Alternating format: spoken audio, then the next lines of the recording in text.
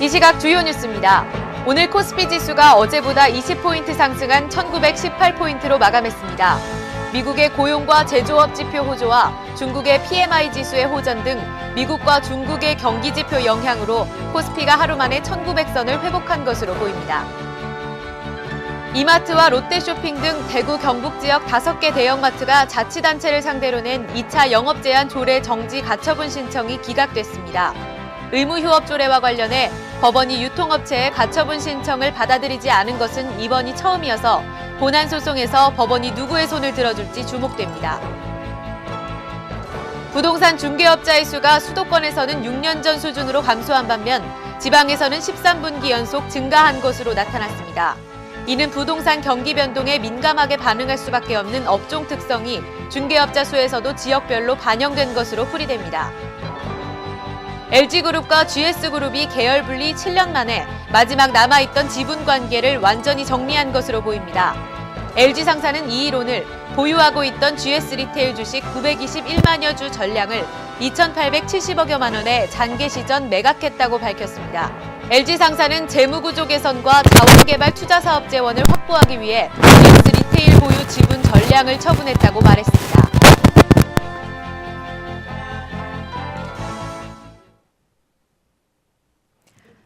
시청자 여러분 안녕하십니까? 11월 2일 금요일 NBN 뉴스 시작합니다. 첫 번째 소식입니다. 이마트와 롯데쇼핑 등 대구 경북 지역 5개 대형마트가 자치단체를 상대로 낸 2차 영업제한조례 정지 가처분 신청이 기각됐습니다.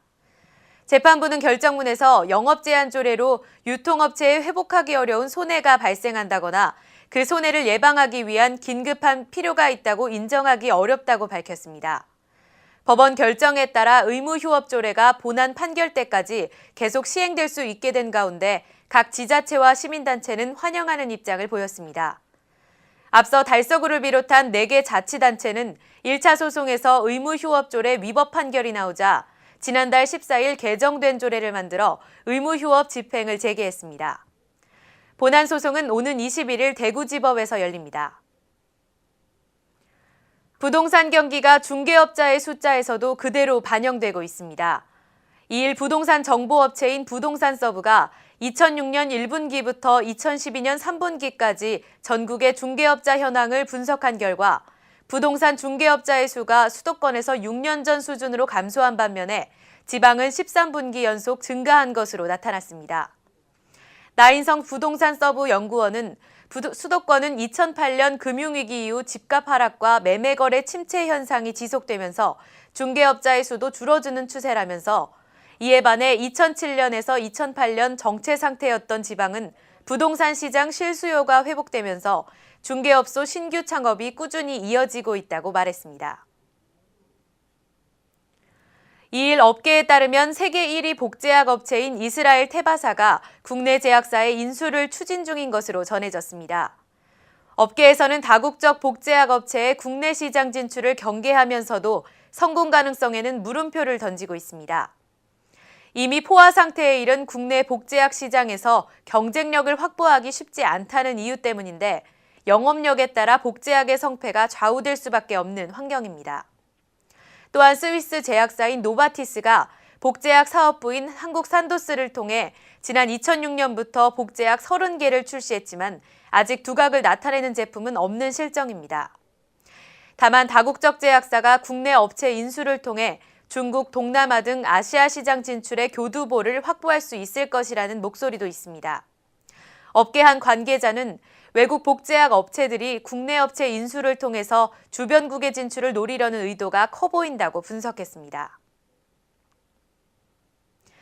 르노 삼성자동차가 최근 지속적인 수출 감소에 시달리고 있는 가운데 급기야 지난달에는 쌍용 자동차에게 사상 처음으로 역전을 허용했습니다. 이일 르노 삼성에 따르면 지난달 수출이 6,600여 대를 기록해 전월 대비 12.2%, 전년 동월 대비로는 48.3% 급락했습니다. 반면 쌍용차는 지난달 수출이 전월 대비 14.9% 상승한 7천여 대를 달성하며 사상 처음으로 르노 삼성의 수출 물량을 앞질렀습니다. 그동안 닛산은 르노 삼성 부산 공장에서 만든 구형 SM3를 중동 및 러시아 지역에 판매해왔는데 해당 차종의 단종 시기가 다가오면서 월 평균 2천여 대에 이르던 주문 물량이 줄어든 것입니다. 또한 주요 시장 중 하나인 유럽의 최근 재정 위기로 자동차 수요가 급감한 것도 영향을 주고 있습니다. 하지만 쌍용차는 공업세 부과에 따른 브라질 수출 감소에도 불구하고 최근 수출이 꾸준히 이뤄지고 있습니다. 쌍용차 관계자는 중국 및 러시아에서 코란도시 가솔린 모델의 성공적인 런칭을 통해 수출 물량을 더욱 확대할 계획이라고 전했습니다. 다음은 네티즌 투데이입니다. 오늘 하루 네티즌들은 어떤 소식에 주목했을지 함께 보시겠습니다.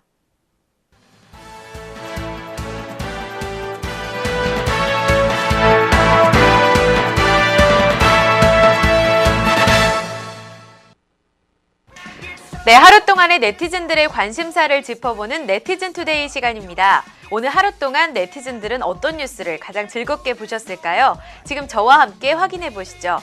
먼저 네이버로 가보겠습니다. 네, 네이버 랭킹 뉴스 경제 부문 1위입니다. 국제 신평사들 잇따라 일본 전자업체 강등이라는 기사 1위입니다. 국제 신용평가사들이 잇따라 일본 전자업체들의 신용등급을 강등했습니다. 세계경제 둔화와 일본전자업체의 경쟁력 약화에 따른 실적 악화를 반영했다고 합니다. 2위 보시겠습니다. 계속해서 원화 강세가 지속되면서 고환율에 관심이 집중되는데요. 이 환율의 두 얼굴, 원고에 울고 웃고, 원가 현상의 일장일단을 짚어주는 기사 2위에 올라와 있습니다. 3위 보시겠습니다. 두 얼굴의 신용카드, 불황일수록 카드를 더 긁는다. 불황의 역설에 대해서 기사 3위에 올라와 있습니다. 다음은 6위입니다. 세계경제 터널 끝 보인다. 미국, 중국 등 주요국은 물론 한국 등 아시아 지역의 실물 지표가 개선됐다는 소식 좀 전에 전해드렸는데요. 이에 따라 그동안 유로존 재정 위기로 침체를 거듭하던 글로벌 경기가 모처럼 4, 4분기에 바닥 저점을 찍고 상승세 모멘텀을 형성하는 게 아니냐는 기대감이 커지고 있다고 합니다. 다음 조금 내려가 보겠습니다. 네, 13위입니다. 강제적 셧다운제 등 3중 규제 가능성 논란이라는 기사 올라와 있는데요. 지난 9월 16일부터 여성가족부의 주도로 개정 시행되고 있는 아동 청소년 성보호법에 관한 법률, 게임업계까지 악영향을 미칠 것으로 보입니다. 아동 청소년 음란물 처벌 기준이 확대되면서 관련 법의 모호한 기준까지 게임으로 규제 영역 대상에 포함되는 것이 아니냐라는 관측이 지배적입니다. 네, 네이버 소식 여기까지 봤습니다. 다음은 네이트 소식으로 전해보도록 하겠습니다. 네이트 랭킹 뉴스 경제 부문 1위입니다. 네, 1위입니다. 3개월 전 무너진 다리 또 무너져 2명 사상이라는 기사 올라와 있습니다. 신축 도중에 무너져서 다시 공사하는 다리가 또 무너져서 2명이 숨지거나 다쳤습니다. 2일 오후 3시 38분쯤 경남 함양군 천면 가흥리 당흥 세월교 건설 현장에서 콘크리트 아치 구조물이 붕괴됐는데 옆으로 넘어진 아치 구조물이 다리 아래에서 작업하던 송모 씨에게 넘어져 숨졌습니다. 경찰은 공사 관계자들을 상대로 붕괴 원인을 자세하게 조사하고 있다고 합니다. 2위 르노 삼성 뉴 SM5 플래티넘으로 부활하나. 르노 삼성은 뉴 SM5의 출시를 놓고 안전 사양 외에도 디자인과 성능 등 모든 면에서 기존 모델과는 확연히 구분될 것이라고 강조하고 있는데요. 뉴 SM5 플래티넘이 중형차 시장에서 누리던 영화를 되찾을 수 있을지, 그래서 르노 삼성이 10%의 점유율 고지를 밟을 수 있을지 국내 완성차 업계도 주목하고 있습니다. 다음은 4위 보시겠습니다. 애플 대망신, 특허 침해 공지 안 하면 팀쿡이 수감될 위기에 처했다고 합니다. 다음은 6위로 넘어가 보도록 하겠습니다. 대부업 고객 정보 온라인 공개 신용정보사가 결정.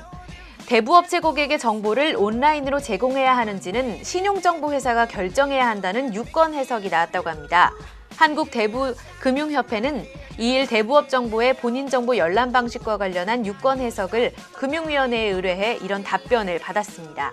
다음은 14위 보시겠습니다. 필리핀도 라면 즉시 빼. 농심 어쩌나 라는 기사 올라와 있는데요. 농심의 악재가 정말 겹치고 있습니다. 필리핀 정부가 농심 라면 6종에 대한 회수 명령을 내렸다고 AFP 통신이 보도했습니다. 식품의약국은 너구리 등 농심라면 6종을 매장에서 즉시 거둬들이고 발암성 물질인 벤조피렌 검출 여부를 조사할 것이라고 밝혔습니다.